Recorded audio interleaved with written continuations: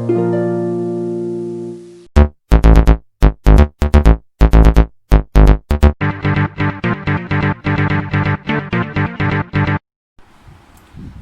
बच्चों, आज हम चैप्टर 4 की एक्सरसाइज 4.2 शुरू करने जा रहे हैं, जिसका फर्स्ट सम है कि आप समीकरणों को हल कीजिए, सॉल्व द इक्वेशंस। तो उसका डी पार्ट मैं आज आपको कराने जा रही हूँ। तो आपके सामने ये एक सिंपल इक्वेशन है, x + 6 is equal to 2, x जमा 6 बराबर 2।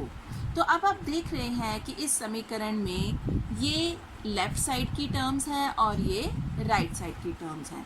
तो बच्चों, अब ये बीच में जो समता का साइन आप देख रहे हैं, बराबरी का साइन जिसे हम कहते हैं, समता का चिन्ह, साइन ऑफ इक्वलिटी, इसका मीनिंग ये है कि लेफ्ट हैंड साइड और राइट हैंड साइड दोनों इक्वल हैं, दोनों बराबर हैं।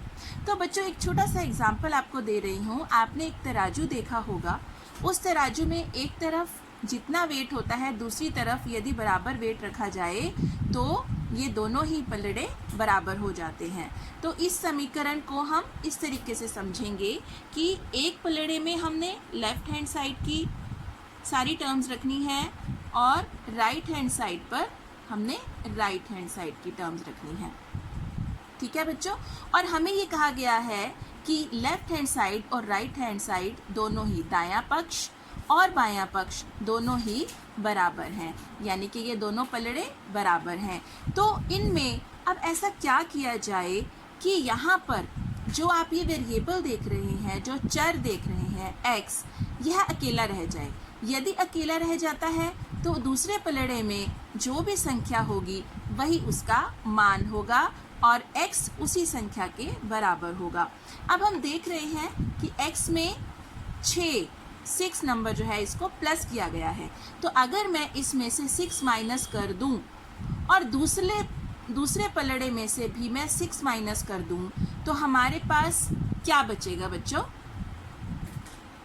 यहाँ पर बचेगा अकेला x और यहाँ पर बचेगा -4। ठीक है ना बच्चों, क्योंकि 6 माइनस का है और 2 प्लस का है।